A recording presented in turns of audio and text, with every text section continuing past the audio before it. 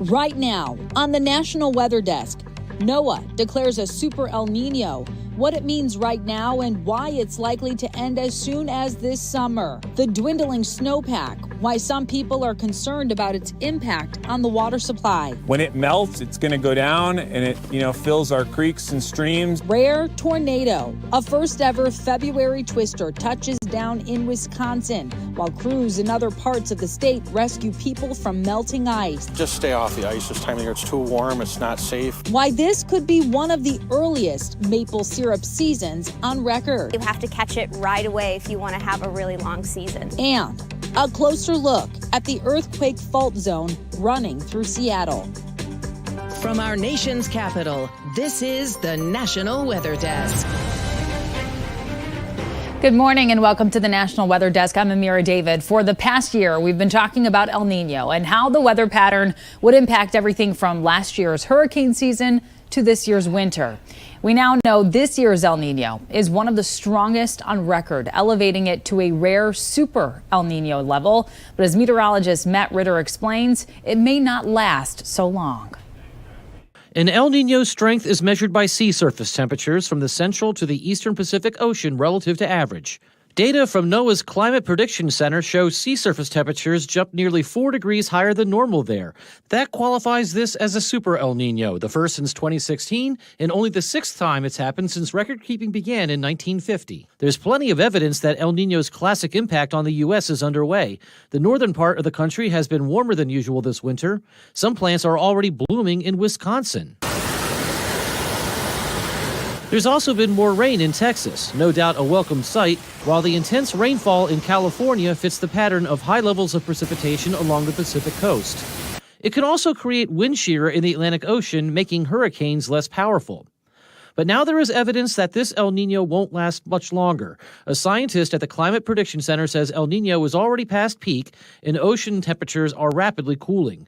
In fact, we could be looking at La Nina conditions by summer or early fall, which is why the CPC just issued a La Nina watch. La Ninas typically produce the opposite weather patterns, meaning colder, snowier winters in the north and stronger hurricane seasons in the Atlantic. For the National Weather Desk, I'm meteorologist Matt Ritter. Well, given the Super El Nino, it's no surprise the snowpack across the west is lower this year than last. This week's atmospheric river helped, but it's still far below average. We're going to look at the situation in the Sierra Nevada mountains in a moment, but we will start with meteorologist Shannon O'Donnell in Seattle. Snowpack, frankly, not where we'd like to see it. We're at just 49% of the median in the North Cascades. That's around Mount Baker, but standing out most of all, the 29% that we're seeing, 29% of what we're supposed to see in terms of a median snowpack for this time of the season up over the high country of the Olympics. Couple of reasons for that. It's a strong El Nino year, very well forecast, and in general, when we've got a strong El Nino going, the Pacific Northwest mountain ranges tend to see a lower level of snow, and that has certainly been the case so far. It's going according to plan. This tends to swing widely in either direction like a big weather pendulum in the sky about every decade.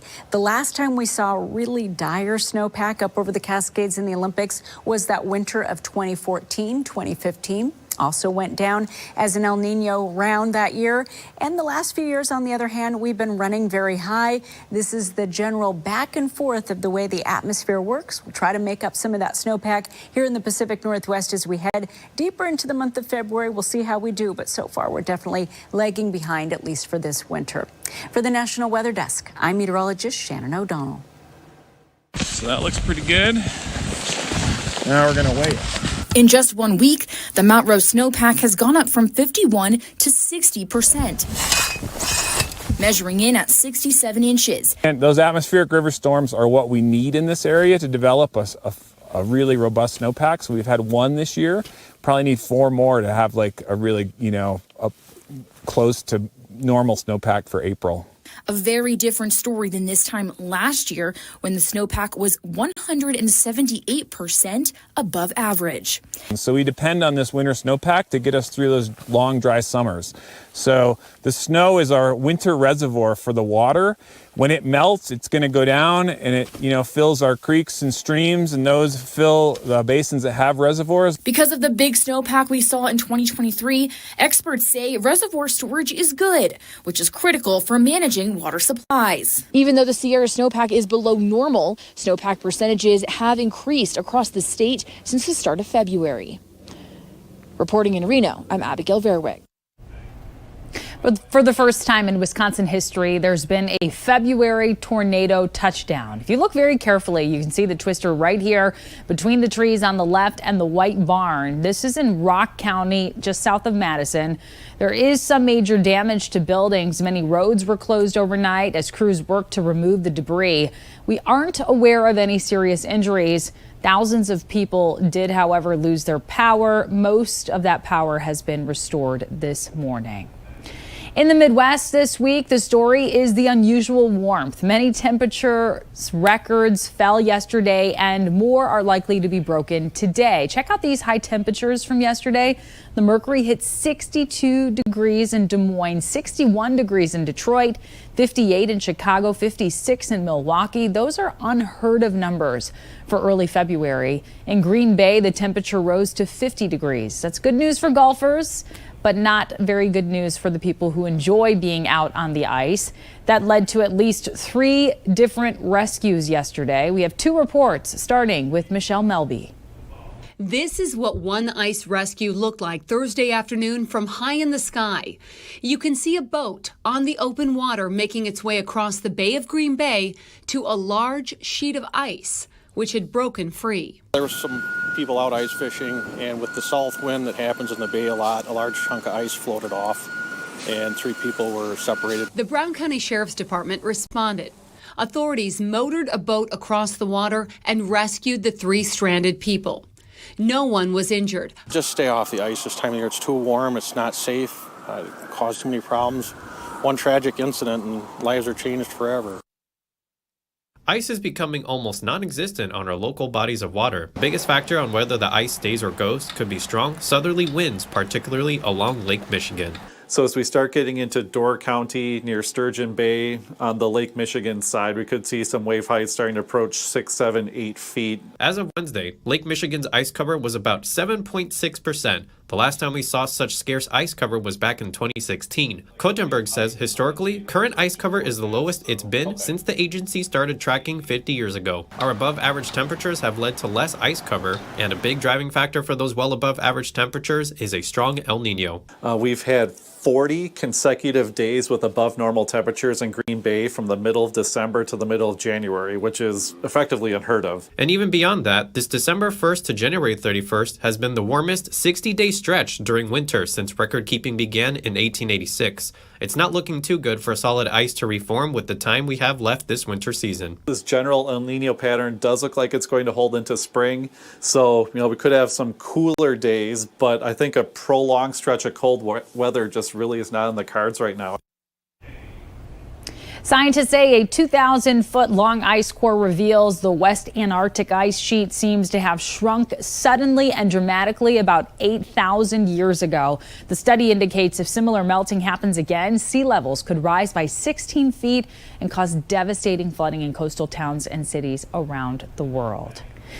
The volcanic eruption in Iceland that started spewing lava early yesterday morning, well, it appears to have subsided today. The eruption led to the evacuation of the popular Blue Lagoon Spa and cut off heat and hot water to several communities. Even though this eruption is quieting down, people living in the area, well, they can't relax too much. And as Icelandic geophysicist says, the region can expect an eruption every month or so over the next few months. An endangered 9-foot-long shark washed up on a Rhode Island beach this week. Marine researchers say this is a poor beagle shark, which is native to New England waters. It's unusual to see a shark of this size on a New England beach. Investigators will rely on necropsy to determine how it died. And let's head now to Las Vegas and a shot of Allegiant Stadium, home of Super Bowl 58. It's an indoor stadium, so the weather doesn't exactly impact the game, but it is a factor for the hundreds of thousands of people in town for the big game. Sunday's forecast calling for sunny skies with a high of 54 degrees. And coming up on the National Weather Desk, why tonight the supermoon could be high for the flooding.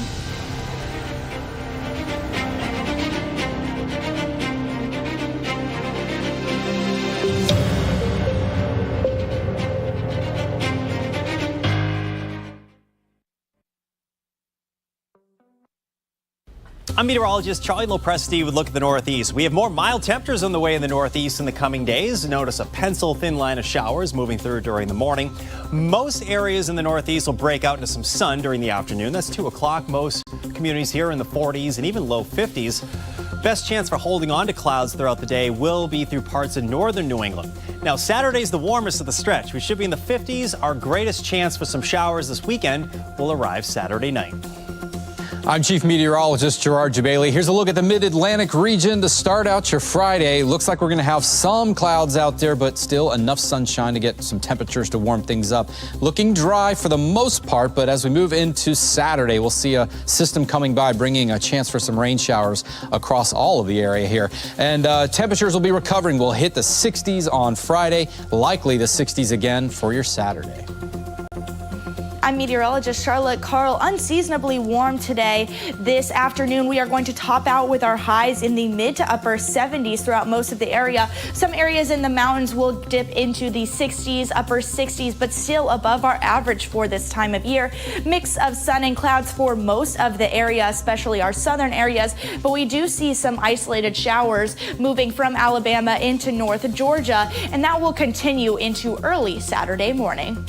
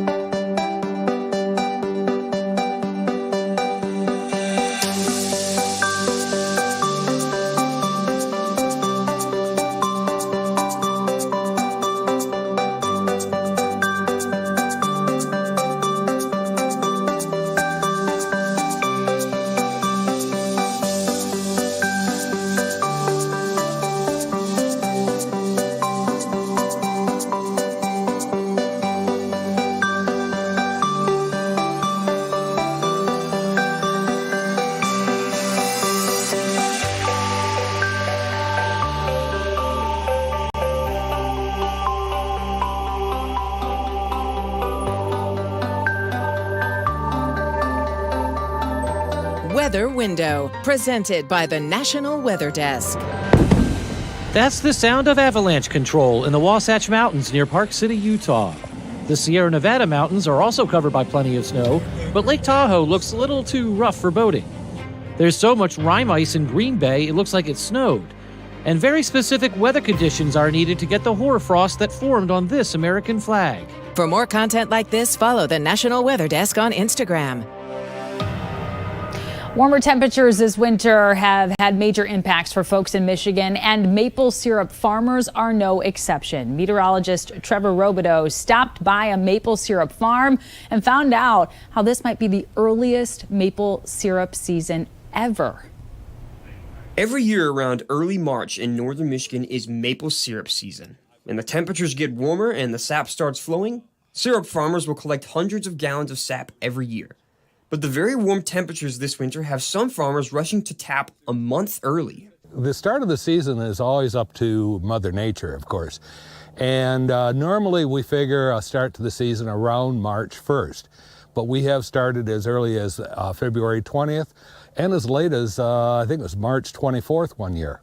So it's really all over the board when the trees are ready and when the weather patterns set up for us to get started. So many might be wondering, what are the favorable conditions to start collecting sap from the trees? For maple syrup to run efficiently, what we like to see is a freezing night, say when it gets down into about the mid-20s or so.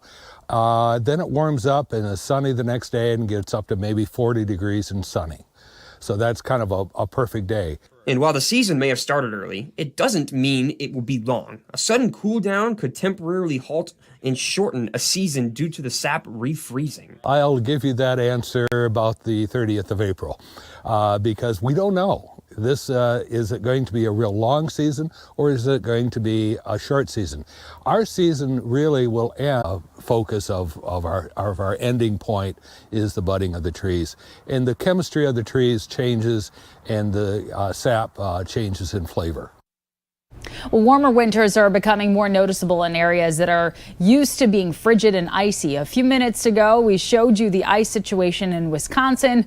Meteorologist Ryan Mirando now explains what's going on around the Great Lakes and how less ice can lead to more snow. Looking back over the past 50 years, winter has been shown to be the fastest warming season, especially for the eastern half of the U.S. in the Midwest and the Northeast. And that's definitely being seen this winter with the very low amount of ice cover across the Great Lakes. They're kind of getting a double whammy between an El Nino winter, which brings warmer than average conditions, and also with the warming trend of that winter, the ice cover is only about 6.5%. That is nearing a record low. If you look at a line graph of how the actual sea ice cover is, this red line is an average year and the black line is what's this year. It's well below average. In fact, it's nearing one of the record lowest, but there's been a lot of variability throughout the years, and the real reason is there's not as many freezing nights. Notice over the past 50 years for Lake Ontario, there's been a lot of ups and downs of how many frozen days they have in a year, but that general trend has been down, shown by Climate Central, down almost about 46 days. And without that ice over the lakes, it can really affect activities like ice fishing, but it also extends the lake effect snow season. Without that frozen water, it can tap into more moisture and dump a lot more snow. A major fault line runs right through the middle of Seattle, and it was only discovered less than 30 years ago. Now, new information about how the fault zone may have formed could help scientists improve building safety and early warnings for the densely populated region. Denise Whitaker has more. The magnitude 6.8 Nisqually quake taught Seattle a lot of lessons, but there's so much more to learn about the Seattle fault. Scientists are concerned about it because it's right next to the city of Seattle. Earthquake geophysicist Megan Anderson tells me they know very little about the Seattle fault. This new research, however, sheds light on how it came to be more than 55 million years ago. This information will help geotech seismologists and ultimately engineers better understand how the ground may shake beneath us. Providing the information for the engineers to make simulations and model what might happen so that people can be better prepared. I think the biggest concern for anybody in Seattle is in the event of an earthquake, water lines break, gas lines break, telephone services out. They tell you to text instead of trying to use your cell phone. Pete Delani lives in the Portage Bay Roanoke Park community of Seattle, one of the city's liquefaction notification zones. We're uncertain about how to respond. We're uncertain about where to go. So, I guess there's a bit of a fear factor in there, but the uncertainty is probably paramount with most people. His neighborhood group is now actively working to be prepared for the next earthquake. Seattle emergency management officials tell me they're using this new study to promote their alert system and help people get prepared. A new moon phase peaks today at 6 p.m. Eastern time, but this is not an ordinary new moon. It's a new supermoon. Meteorologist Emily Gracie explains what that could mean for high tide flooding. New moons, as the first phase of the 8 phases, are not really visible on Earth, at least not to the naked eye. A new supermoon means the same thing as a full supermoon, as the moon is closer to Earth than normal in a period of orbit called the perigee. As the moon orbits the Earth in an elliptical shape, there are points in this journey when it's closer or farther from the Earth. Its closest approach is called perigee. Its farthest approach is called apogee. The effect of the moon being at its closest approach will also strengthen its gravitational pull on Earth. This means we can expect higher than normal tides, also known as king tides, leading to increased coastal flooding. That'll be true with this new supermoon this week, but not everywhere. NOAA has a brand new high tide flood model that shows parts of the country that have the greatest chance of high tide flooding. Now, as you can see on the map, parts of the southeast can expect normal tide levels through the end of the month. Parts of the northeast, from Delaware up to Maine, are showing the possibility of high tide flooding, with the highest chance from Boston up to Bar Harbor this weekend.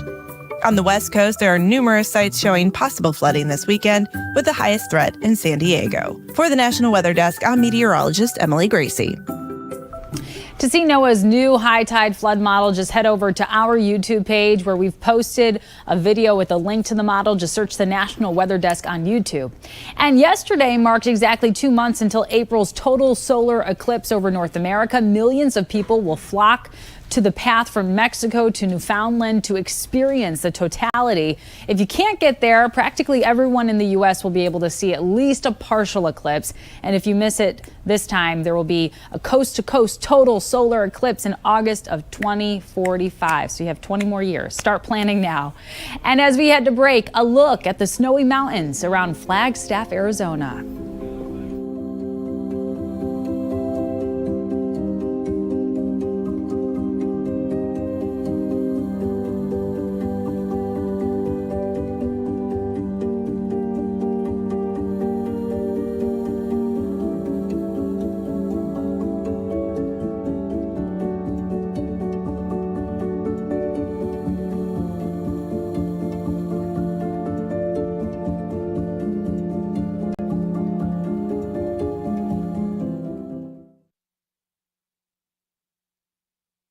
Good Friday morning, everyone. I'm meteorologist Andrew Buckmichael. Today, we've got a little bit of light snow across the far north. We got a few rain showers across the Ohio Valley.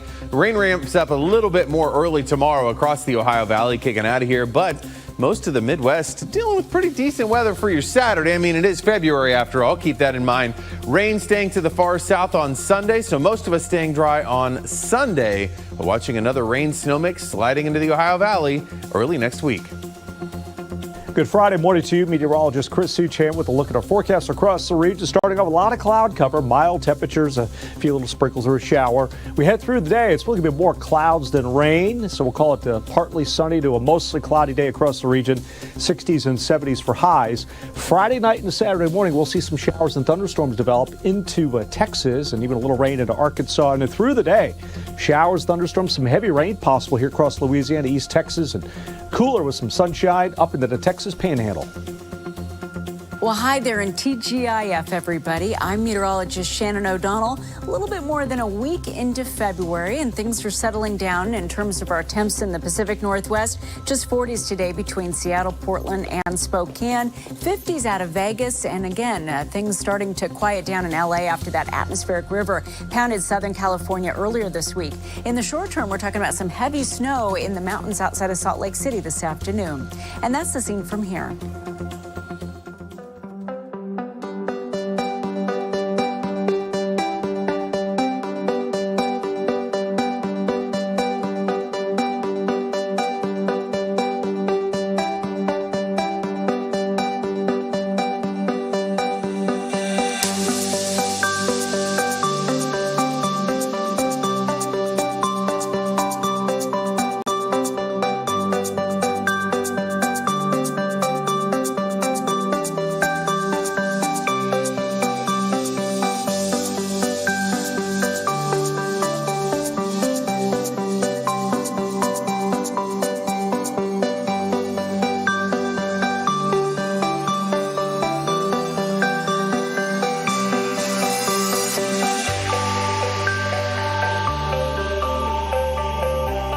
You are watching the National Weather Desk.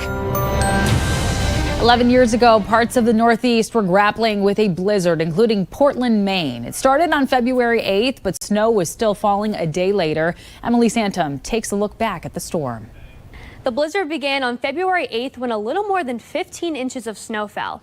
This broke the first record for the storm for most snow ever on that specific day. The next day, more snow came, just under 17 inches. And temps only in the teens and 20s for those 2 days. So by the end of the storm, downtown Portland was mostly a ghost town, but folks did make the best out of the fresh snow by skiing down the steps of City Hall. I'm encouraging Tyler to do anything that he wants to do today. Will you be skiing down the steps next? No, probably not. Well, Vacationland also suffered from coastal flooding, which caused damage to both York Beach and Camp Ellis. Now, the blizzard is considered to be Portland's largest single snowstorm. In second place, the blizzard of March in 1993 with 27.5 inches. And in third, the blizzard of 1979 with 27.1 inches. Love to share your weather content on the air. You can find us on all of your favorite social media platforms. Just search at National WX Desk or the National Weather Desk. We will be right back.